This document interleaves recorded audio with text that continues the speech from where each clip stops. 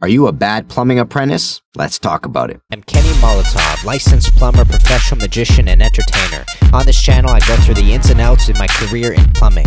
I take you through a day in the life and we talk tools, theory, and mindset. I'm trying to give you an arsenal of knowledge and an online resource so you can take this trade head on and find yourself successful on the other end. Click subscribe, hit that bell notification, and let's talk pipes. Peeps, Kenny Molotov. Check out MolotovPlumbingAcademy.com so you can get courses that are specifically designed to help you succeed in your apprenticeship. Also, join our newsletter. That way you know when we're getting content out to the channel and if any more courses or products are coming your way. So I wanted to tackle this subject, are you a bad plumbing apprentice? Because I think there are ways of acting on a job site that are marketable to the company that you're with. And by doing these things, people want to work with you and they're expecting you and hoping you to come the following day. And then if you don't do these things, these are the sorts of things that give you a bad reputation and could potentially lead to job loss in the future. So this is a subject I talk about quite a bit whenever I go to schools and I have to do apprentice outreach and school outreach and that sort of thing. And I think it's an important subject to take on because you have to realize that there is a certain amount of tasks that you're expected to do as an apprentice, but I find that it's not really kind of packaged as neatly as it is with other careers. So I took some time at some point to sit down and figure out what exactly do we want from our plumbing apprentices? How do you act and perform at your best? What are plumbing apprentices that are performing at their best doing? And what are plumbing apprentices that aren't performing at their best, that are actually making a mess of things? What are they doing as well? And I sort of break this down into two different sections, okay? We have to realize that trades are a task-oriented career. So our entire day is a series of tasks that we have to do in order to get the larger task done at hand. So for example, let's say we are replacing a shutoff valve on a 1.25" riser. We have to get to the shop, go to the supplier, get to the job site, set up all the drop sheets, shut the riser, drain the riser, get the material ready, cut out the old valve, put in the new valve, crimp the valve or solder the valve, clean up, and then head home. These are small little tasks that get the entire task of changing the valve out on the riser done. That's why I like to categorize this as a task-oriented career. But what we have to understand now is there are task-oriented behaviors and non-task-oriented behaviors, and these non-task-oriented behaviors usually break down into obstacles.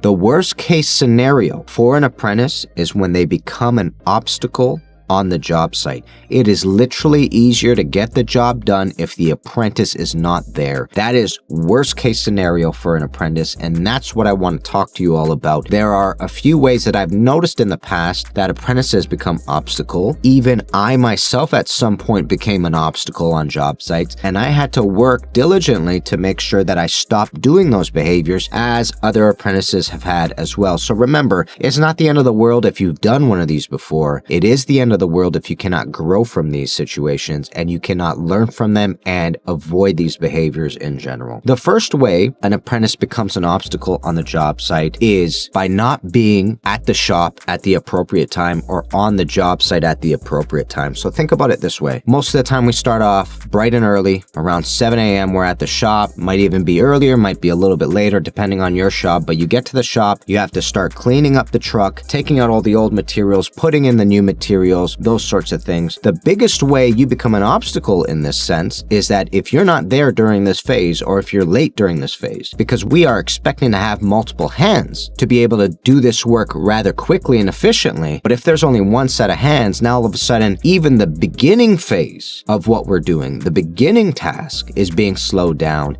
and it gets worse and worse if you are becoming later and later depending on the different phases. And what you have to remember is there are bylaws in certain areas as to when you can shut the water and when you need to turn it on. So if you somehow slow down the crew and instead of shutting the water off at 9 a.m., we are now shutting it at 9:30 or 10 o'clock, this will have repercussions later in the day because now we're rushing at the end of the day or we're splitting the work up between 2 days. So it becomes really quite serious when we're dealing with a career where we have to have the water on for hundreds of tenants inside the building. So the second way plumbing apprentices become obstacles is by not having the appropriate PPE. If you show up to our job site and you don't have steel toes and you don't have safety glasses and you don't have earplugs, this is a major red flag. First of all, I, as a plumbing company owner, would think to myself, are you serious about this work? But most importantly, I can't let you on the job site anymore because you are a liability. If you get injured, God forbid, and insurance finds out that you didn't even have the appropriate PPE on, which would have protected you from that injury, I'm not sure if you're going to be covered by insurance. So we are risking something pretty major because injuries mean that you can't work, and if you're not covered by insurance, then you're not going to get any money during that time. If you have rent to pay and these sorts of responsibilities, it's going to be a major issue. So it is my responsibility as the ranking journey person, and in this case, the plumbing company owner, it's a liability for me to let you onto the job site. It is my responsibility to not let you onto the job site and say, the only way you're going to work is if you go out and buy the PPE and come back, or just come back tomorrow. So something to keep in mind here. If that's what happened and that's what took place and you had to leave for the day and we expected to have 4 hands on the tools instead of just 2 hands, which are my own, and now we don't have that, then the job is not going to move quickly the way we need it to. So the apprentice becomes an obstacle on the job site because now the work is much slower because we don't have the extra hands that we need, sort of thing. So make sure you have your PPE on, make sure you're ready to go. The third way a plumbing apprentice becomes an obstacle on the job site is by being distracted. Now, one of the largest distractions on a job site is usually a phone. Whenever you're on your phone and you're not paying attention to the surrounding area, it's very dangerous because there are inherent risks and inherent dangers to being on a job site. It is very different from working in an office space. So when we get onto a job site, as your ranking journey person, I have to kind of sit down and assess the areas that are risks. I will have to turn to you and say, listen, let's just take a look around, make sure that we're all safe. We'll make sure that there's no electrical out of place, that there are no cavities that we can fall into. We got to make sure that our ladders are all up to standard. These are things that we have to do. We have to assess the job site and figure it out. If you're too distracted to listen to that conversation, then it's going to be a liability in the future because at some point I'm going to have to walk off the job site and leave you there for a period of time. I need to know that you're not going to get distracted and run into those very same hazards that we're worried about. And I also got to make sure that you are not distracted enough to be able to assess if you are doing something dangerous. So being on your phone is a major red flag. There are companies that'll kick you off the job site right away if they see you on your phone. So it's something that you have to keep put away, usually during the entire day. Now, I'm going to say something that might be a little bit controversial to other plumbers out there. I don't mind phones on a job site. In fact, I think phones are an important tool in our arsenal because, God forbid, something happens to somebody, we need a quick way to call 911. Also, in the service sector, there's a lot of times that as service plumbers, we got to sit back and decide which supplier we're going to go to get the materials that we need. Sometimes we got to do research. So I'll tell you to look up Rona and I'll look up Home Depot and we'll see if we can get this very specific gasket to this very specific fixture. So these sorts of things happen. I don't mind that. What I do mind is when you pull out your phone when we're in the middle of a task or when there are tasks that you can be doing and should be doing. So stay off your phone, stay alert. It is so important. Another thing that you have to consider is if I'm on a ladder and you're tasked with holding up that ladder and keeping it sturdy, and I tumble down and fall and we find out that you were on your phone when you should have been securing the ladder, that's a major red flag. That's a very quick way to be dismissed from the company, sort of thing. When the conversation of safety is at play, being alert and not distracted is of the utmost importance. Don't become an obstacle on a job site by making the environment more dangerous because you are not alert. The fourth and final way plumbing apprentices become obstacles is by asking discussion-oriented questions during task-oriented moments. A big example of this is asking the question why. The question why is an important question, needs to be hashed out. These are things that we definitely need to discuss. However, you have to understand there's a particular timing for that question. And one of the timings for that question is on truck time, whenever we're driving from a job site to a supplier or vice versa. And the other time to be asking the question why is when we're on lunch. these are perfect opportunities to ask the question why. I need you to be able to ask the question why because I need to explain to you why we're doing what we're doing. There's nothing wrong with that question. The difficulty lies in the fact that every once in a while we're going to be on a job site and I'm going to need you to do something. And when I ask you to do something, you're going to ask the question why, and that stops progress. It stops the task at hand. So if I turn to you and I say, do you mind going to get the pipe wrench from the truck? And you say, why? First of all, it sounds like you might be a little bit sassy. Sounds like you might be reluctant to go to the truck, which kind of confuses me because that's both of our jobs. And it also makes me feel like you're not interested in the task at hand. Maybe you feel like you're a little bit frustrated that you're doing something, or I'm asking you to do something that you don't want to do. So there's like an emotional burden there as well, where I kind of sit back and I go, would you prefer that I do it myself? Do you want me not to ask you questions? And that's how you become an obstacle. You slow down the job site when we should be moving along. If I'm asking you to do something safe, then the question why shouldn't follow. What should follow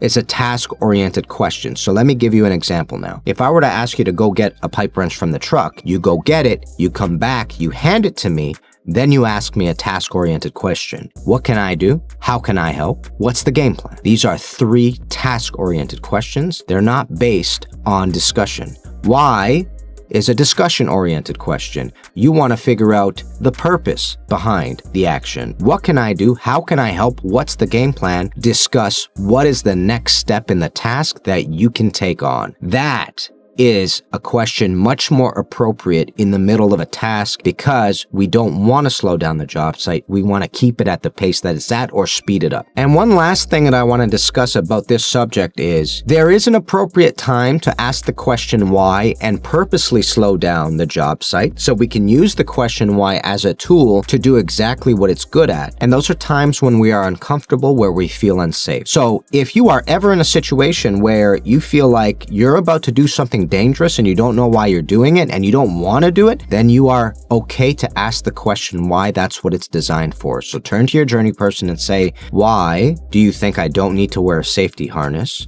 Why am I using a scissor lift instead of a ladder? Why is this ladder not functioning the way it should? These sorts of questions slow down the job site. They alert your journey person or your ranking person of your uncomfortableness, and we can have a discussion as to why we're doing it and if there's a better way to do it as well. So I don't want you to stray away from the question why. I want you to understand that it is a tool purposely to slow down job sites. Sometimes we need to do that.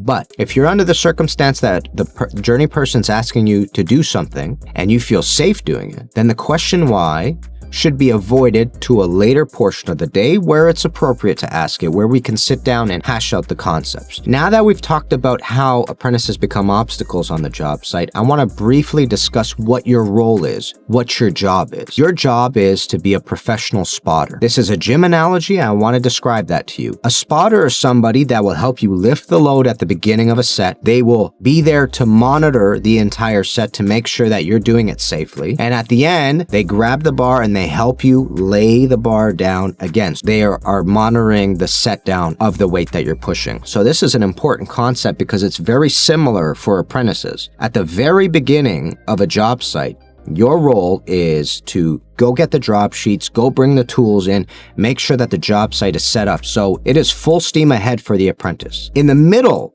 of the job site, in phase 2, after the first phase is finished, the apprentice will take on a task that is secondary to the journey person, something that they can work on as the journey person handles the primary task. And that way, when we move on to the next phases of the job, the apprentice has put us in a position where we are moving faster.